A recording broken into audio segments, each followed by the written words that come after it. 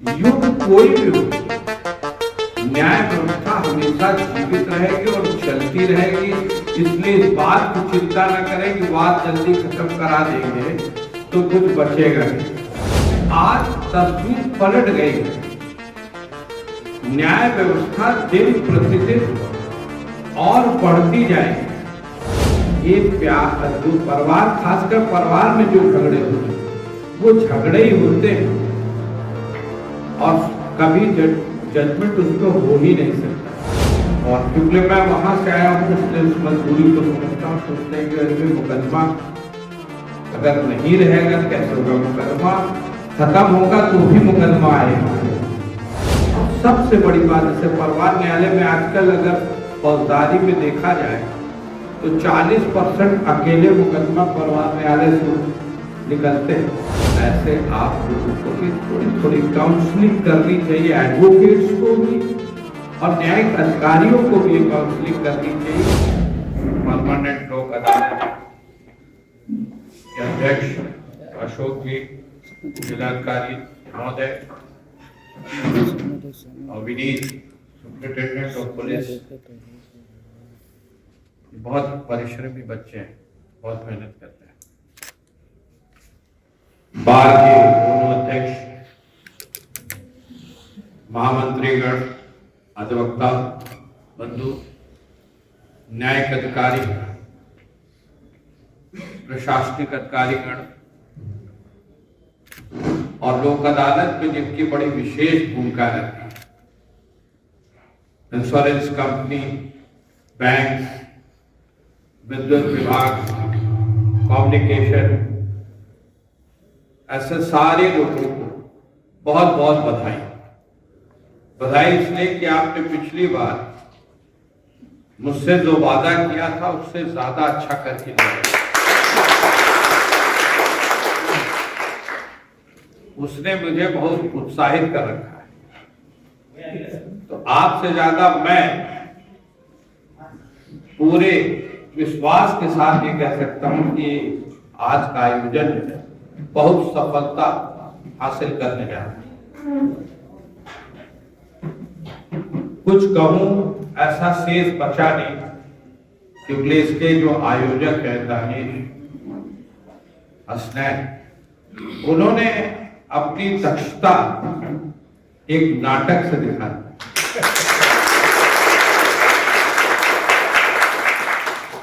और यह नाटक अगर 100 जगह हुआ होगा तो मैं उसका मान सकता हूं कि उसका रिजल्ट 90% आने जा रहा है। बहुत सकारात्मक सोच है और जो कलाकार लोग थे, बंधु थे, उनकी प्रस्तुति बहुत अच्छी थी, बहुत स्वाभाविक सी प्रस्तुति थी, इसलिए अच्छा लग रहा है। मीटिंग हॉल में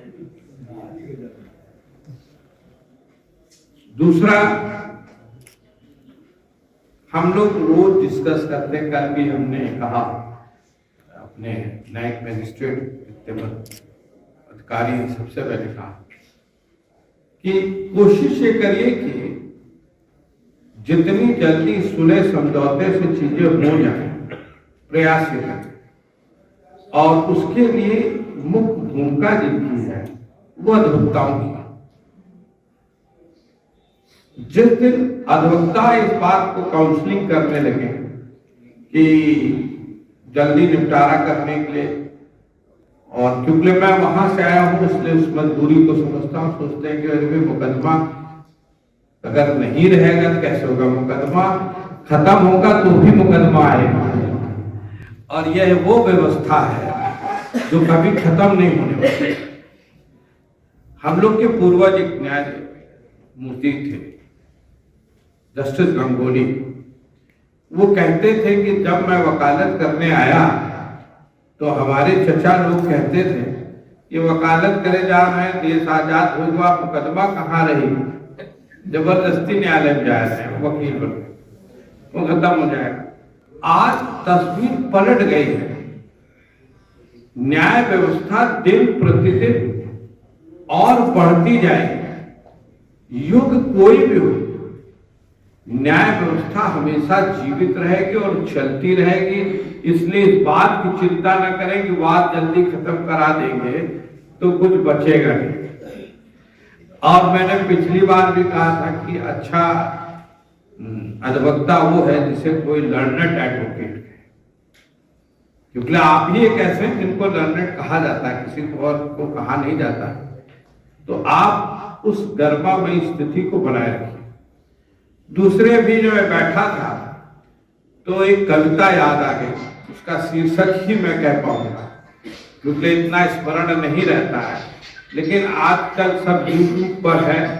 आज जितने बंधु यहाँ बैठे हैं उस कविता को आज आप सुनिएगा जरूर, और 2-4 लोगों को, 10 लोगों को, 100 लोगों को फॉरवर्ड जरूर करिएगा, क्योंकि जो परिवार न्यायालय में हो रहा है उसमें बहुत सी चीजें पूरे न्यायालय व्यवस्था में हो रही है।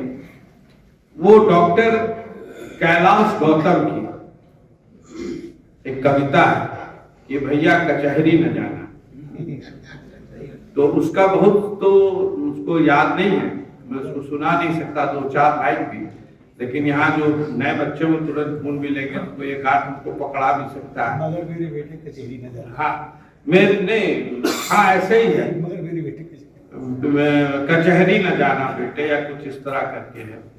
तो इतनी बढ़िया कविता आप लोग सब सुनेंगे। उसका सारांश खाली मैं बता दे रहा हूँ कि अभी उसमें नाटक में था, इसलिए मैंने कहा कि नाटक में सब कुछ समाहित था कि जब घर जमीन जायदाद सब बिक जाएगा तो निर्णय आके मिलेगा क्या। सिविल में भी यही है, परिवार में भी यही है, और सबसे बड़ी बात जैसे परिवार न्यायालय में आजकल अगर फौजदारी में देखा जाए तो 40% अकेले मुकदमा परिवार न्यायालय से निकलते हैं। 125 भी, फिर वो डोमेस्टिक वायलेंस, फिर पर उसका 498, फिर मेंटेनेंस। तो उतने भर को अगर आप रोकने का प्रयास करेंगे तो बहुत हो जाएगा, लेकिन उसको रोकेंगे कैसे? उसके रोकने के लिए क्या? सिर्फ टॉलरेंस। एक पिक्चर आई थी थप्पड़, मैं कोट करता हूं, थप्पड़ 10 साल मुकदमा चलने के बाद एक थप्पड़ मारा तो आईपीसी में कितनी सजा हो सकती है? जुडिशियल अफसर है, सिर्फ फाइन ही तो होगी ना। लेकिन उस पर कुछ लोग ने प्रतिक्रिया की, अरे सबके सामने मार दिया दोस्तों। अरे भाई ठीक है, दोस्तों के सामने मार दिया, लेकिन हमको ये बताइए कि इस देश में कानून से चीज चलेगी तो कानून क्या इजाजत देता है? एक थप्पड़ की ही सजा सिर्फ फाइन ही हो सकती है, और एक थप्पड़ की जो फाइन में सुलझ जाता है, एक दूसरे को नमस्कार करके अगर थोड़ा थोड़ा माफी मांग लेते तो 10 साल जो मुकदमा चला उस पिक्चर को चलता नहीं। ऐसे आप लोगों को भी थोड़ी थोड़ी काउंसलिंग करनी चाहिए, एडवोकेट्स को भी और न्यायिक अधिकारियों को भी ये काउंसलिंग करनी चाहिए कि भाई ये प्यार जो परिवार, खासकर परिवार में जो झगड़े हो रहे हैं वो झगड़े ही होते हैं और कभी जजमेंट उस पर हो ही नहीं सकता। वो किसी की ना हार होती है ना किसी की जीत होती है, खाली समय हमारा खराब होता है, और ऐसे समय को बचाना चाहिए, धन को बचाना चाहिए। आप सबको पुनः एक बार बारंबार बधाई, अग्रिम बधाई मैं दे रहा हूँ कि आप सब सफल होने जा रहे हैं, और मेरे पूरा विश्वास रहता है कि आप जैसे नौजवान जब जुट जाएंगे सारे लोग तो यहाँ लोक अदालत बहुत सफलतापूर्वक सफल होगी, और हम सब फिर उसका उत्सव अगली बार आएंगे तो फिर मिलाएंगे। इस बार का सफलता और उत्सव अगली बार मनाएंगे। बहुत बहुत धन्यवाद। जय हिंद।